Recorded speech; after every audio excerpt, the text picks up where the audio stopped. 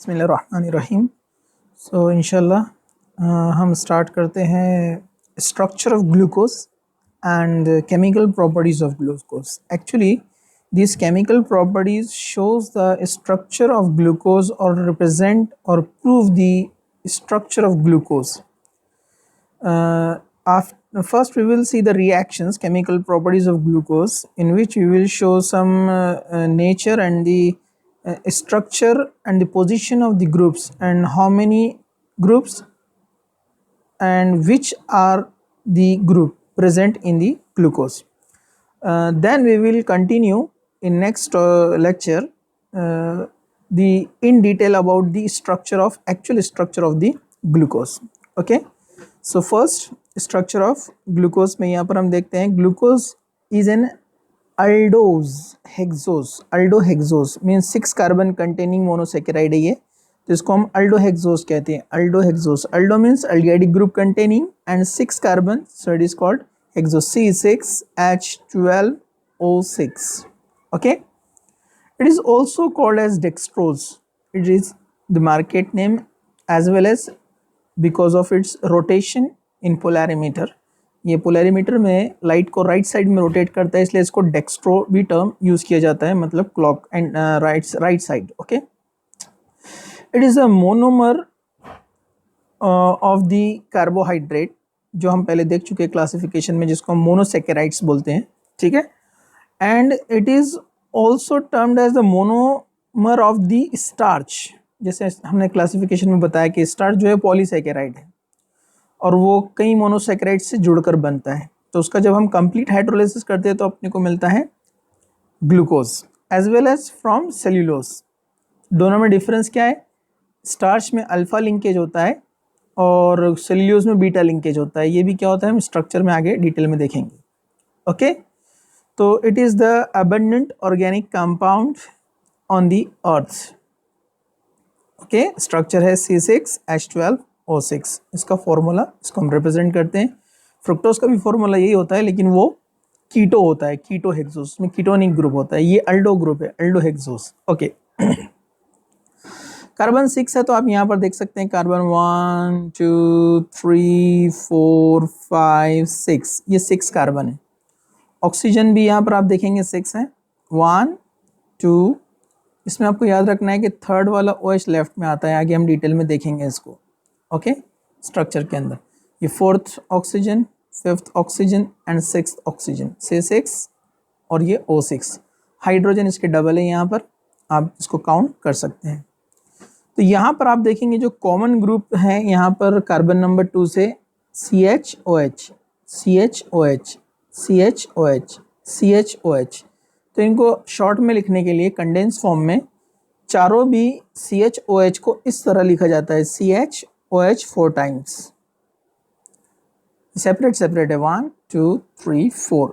तो इसको condense form में यहाँ पर इस तरह CHOH ब्रैकेट 4 टाइम्स इस तरह से लिखा जाता है. तो ये हो गया शॉर्ट स्ट्रक्चर और short representation of the glucose और condense form of the glucose. Okay, now हम आगे चलते हैं.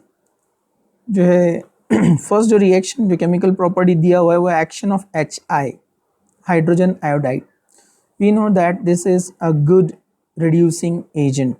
ये अच्छा रिड्यूसिंग एजेंट होता है. यहाँ पर एक्सेस में HI यूज़ किया जाता है, तो हम यहाँ पर एक्सेस में जो HI है यहाँ पर हम इसको बैलेंस करने के लिए 14 हाइड्रोजन एंड आयोडाइड, मतलब 14 HI यहाँ पर लिखते हैं बैलेंसिंग के लिए, ताकि इजीली हमको ये बात समझ में आए यहाँ पर.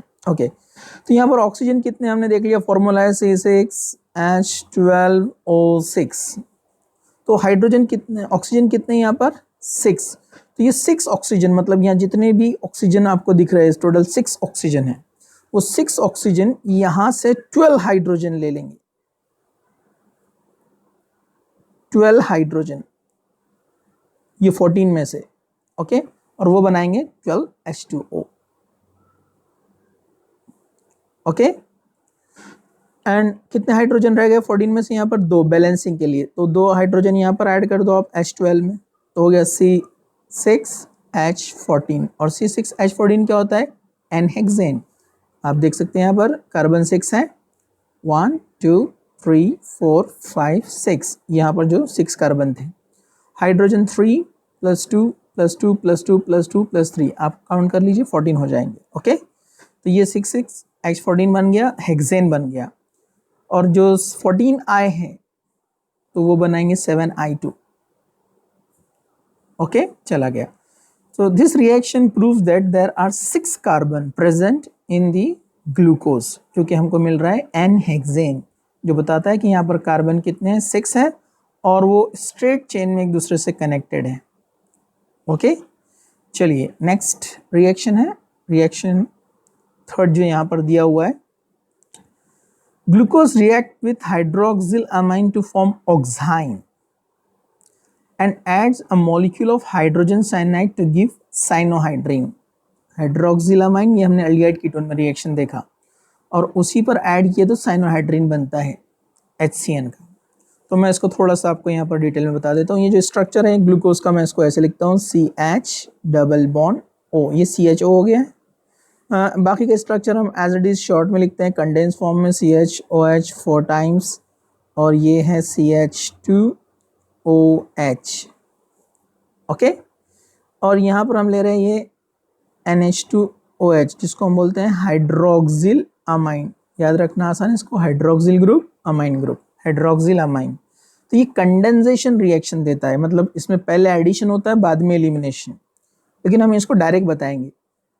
यहाँ पर सिंपली ये ऑक्सीजन यहाँ से और ये दोनों हाइड्रोजन यहाँ से, -H2O, और ये NOH जो पार्ट है ये डायरेक्ट इससे कंडेंस यहाँ पर ज्वाइन हो जाएगा, CH के पास आ गया यहाँ पर डबल बॉन्ड, ये N और ये OH, this is called oxime, CHOH। इसको हम as it is blue colour रहने देते हैं, इजीली आपको समझ में आएगा। ओके, चेंज कहाँ पर हुआ है, CHOH 4 टाइम्स और ये CH2OH। तो यहाँ पर हाइड्रोक्सिल अमाइन फॉर्म हुआ, हाइड्रोक्सिल अमाइन से हमें ऑक्साइन मिला है, this one oxime, this is called oxime. Glucose से बना है, ग्लूकोऑक्साइन इसको कहा जाता है, ग्लूकोऑक्साइन। ओके, वैसे सेम एल्डिहाइड ग्रुप पर HCN भी ऐड होता है, HCN जैसे यहाँ पर बताया गया है।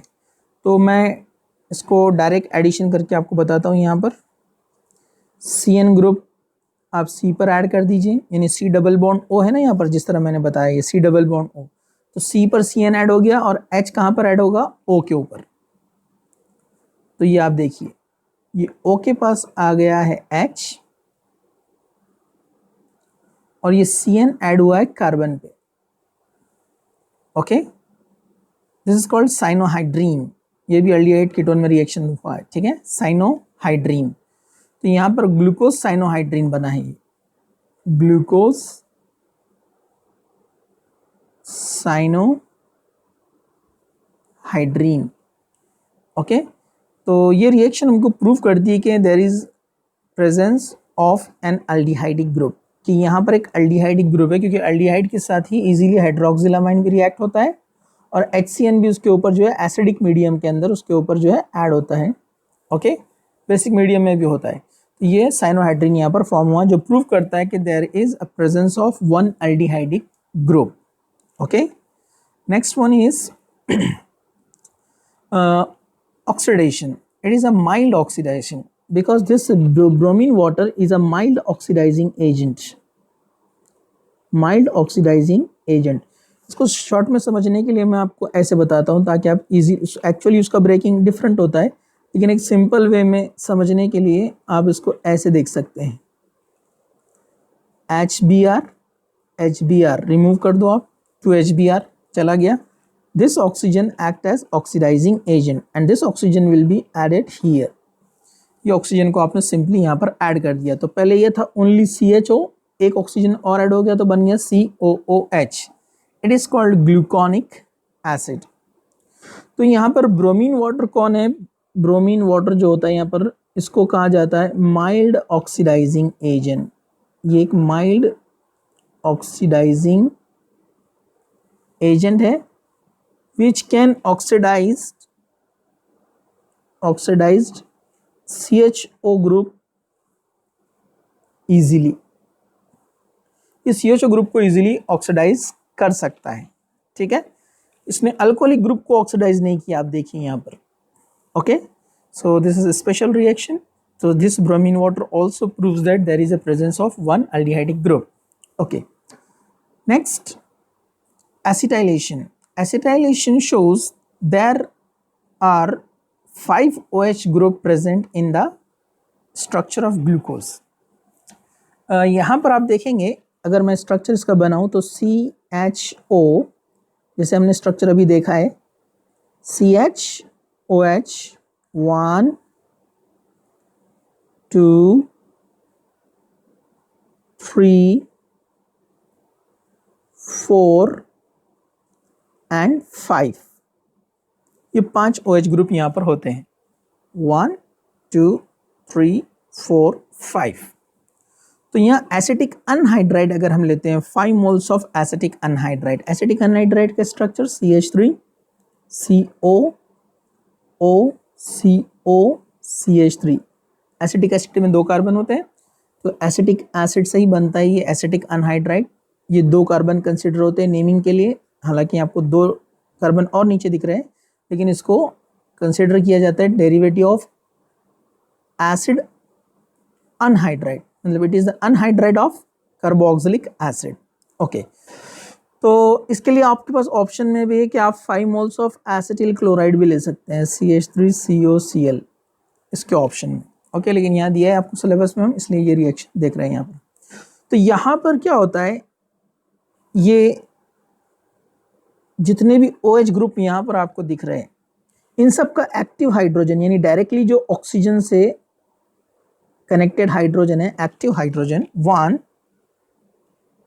2 3 4 5, ये 5 हाइड्रोजन 5 CH3COO ग्रुप, मतलब हमने टोटल 5 लिया है तो ये भी 5 रहेंगे ना, तो ये 5 CH3COO 1 2 3 4 5, ये 5 ग्रुप और ये 5 हाइड्रोजन मिलकर बनाते हैं 5 मोल्स ऑफ CH3COOH, मतलब एसिटिक एसिड चला गया 5 मोल्स।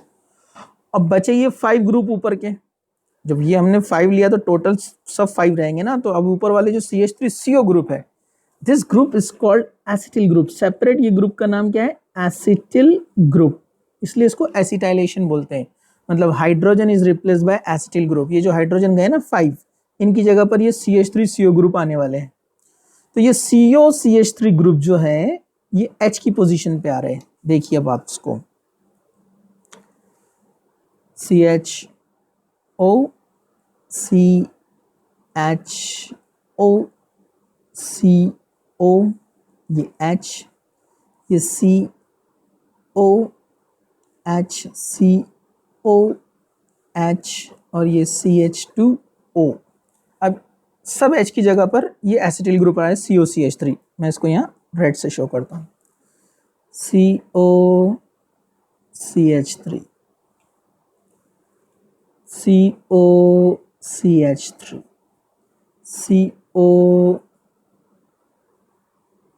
COCH3, शॉर्ट में लिखता हूँ COCH3 COCH3, कितने आ गए, 5 COCH3 group. So this group is called acetyl group and with oxygen it is called acetoxy. What it called, acetoxy। अब ये एसिटिल विद ऑक्सीजन बन गया एसिटॉक्सी ग्रुप। तो कितने एसिटॉक्सी ग्रुप हो गए, 5 एसिटॉक्सी ग्रुप, या इसको एसिटेट ग्रुप भी बोलते हैं, एसिटेट ग्रुप, एसिटॉक्सी या एसिटेट, और 5 एसिटेट आए इसलिए क्या बोला जाता है, पेंटा एसिटेट। 5 ग्रुप आ गए इसलिए पेंटा एसिटेट, इसलिए इसका नाम बन गया ग्लूकोज पेंटा एसिटेट। फिर मैंने बताया ना आपको, ये 4 ग्रुप एक साथ सिमिलर होते हैं, CHOH इसलिए 4 टाइम्स लिखते हैं, तो वैसे इसको भी 4 टाइम एक साथ लिखा जा सकता है, जैसे CHOH 4 टाइम्स, वैसे CHOCOCH3 4 टाइम्स, ओके। तो ये इस तरह से यहाँ पर ये बन गए हैं एसीटेट 5 ग्रुप पेंटा एसीटेट 1 2 3 4 5 शॉर्ट में उसको ऐसे रिप्रेजेंट किया जाता है.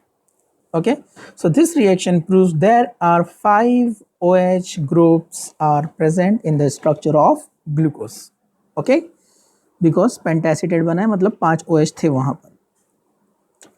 अल्डिहाइड ग्रुप जो CHO है उसके पास एक्टिव हाइड्रोजन यानी ऑक्सीजन से कनेक्टेड हाइड्रोजन नहीं है, इसलिए उसने एसिटॉक्सी ग्रुप यानी एसीटेट ग्रुप नहीं दिया है. ओके, नेक्स्ट है ऑक्सीडेशन. अगेन जैसे ब्रोमीन वाटर हमने ऑक्सीडेशन दिया, ये एक स्ट्रॉन्ग ऑक्सीडाइजिंग एजेंट, यहाँ पर HNO3 यूज किया जाता है, नाइट्रिक एसिड. ये ग्लूकोज को अल्डिहाइड को भी ऑक्सीडाइज करता है, मतलब यहाँ पर ऑक्सीजन टोटल यूज होने वाले हैं 3. एक ऑक्सीजन जाएगा ऊपर ऐड होने के लिए तो बन गया COOH, जैसे ब्रोमीन वाटर ने किया था पहला रिएक्शन देखा ना हमने, थर्ड रिएक्शन. ओके, एक ऑक्सीजन यहां से 2 हाइड्रोजन को निकालेगा तो वो क्या बन जाएगा, फिर अभी एक ऑक्सीजन ऊपर ऐड हो गया COOH, ये CHOH 4 times as it is, और यहाँ से एक हाइड्रोजन गया है और इधर से एक हाइड्रोजन गया, मतलब ये क्या बन गया CHO. ओके, अब बच गया थर्ड ऑक्सीजन, वो यहाँ पर ऐड होता है तो ये भी बन गया COOH, मतलब ये भी COOH बना और ये बाद में COOH बना, तो ये देखिए दोनों COOH ग्रुप आ गए, इसका नाम है सैकेरिक एसिड. ओके, अगर पहले नेसेंट ऑक्सीजन 2 ही ऐड करते हैं, मतलब यहाँ एक ऑक्सीजन ऐड किया और यहाँ उसके सिर्फ हाइड्रोजन रिमूव किया, तो ये वाला बनता है देखिए ग्लूकोनिक एसिड. करेक्ट. फिर ग्लूकोनिक एसिड का ऑक्सीडेशन किया तो फिर बनता है सैकेरिक एसिड. तो ओनली ग्लूकोनिक एसिड बनाना है तो क्या करना पड़ेगा, ब्रोमीन वाटर माइल्ड वाला नहीं लेना पड़ेगा. स्ट्रॉन्ग वाला लिया तो डायरेक्ट बन जाएगा सैकेरिक एसिड, यानी नाइट्रिक एसिड स्ट्रॉन्ग लिया तो direct saccharic acid. So this reaction proves there is one aldehydic group and one primary hydroxyl group, क्योंकि नाइट्रिक एसिड ने प्राइमरी अल्कोहल को ऑक्सीडाइज किया, प्राइमरी अल्कोहल इजीली ऑक्सीडाइज हो जाता है, लेकिन नाइट्रिक एसिड ने ये बीच वाले यानी सेकेंडरी को ऑक्सीडाइज नहीं किया. इसका मतलब 5 OH में से सिर्फ एक ही प्राइमरी है, ये वाला, आप समझ रहे हैं, CHO CHOH CHOH CHOH CHOH and CH2OH. This is primary hydroxyl group, OH group, because this is connected with only one carbon. This carbon is directly connected with only one carbon, so it is a primary. और middle वाले जितने भी रहते हैं वो सब कौन रहते हैं, सेकेंडरी. तो सेकेंडरी को अपना नाइट्रिक एसिड ऑक्सीडाइज नहीं कर सकता है, इससे पता चलता है कि 5 में से एक प्राइमरी था OH ग्रुप इस रिएक्शन से. Okay, so this is about the chemical properties और the reaction which proves the structure of glucose. And actual structure कैसे ड्रॉ करना है, उसको फिशर प्रोजेक्शन क्या होता है, हैवर्थ क्या होता है, इंशाल्लाह we will see in next lecture. जज़ाकल्लाह, थैंक यू.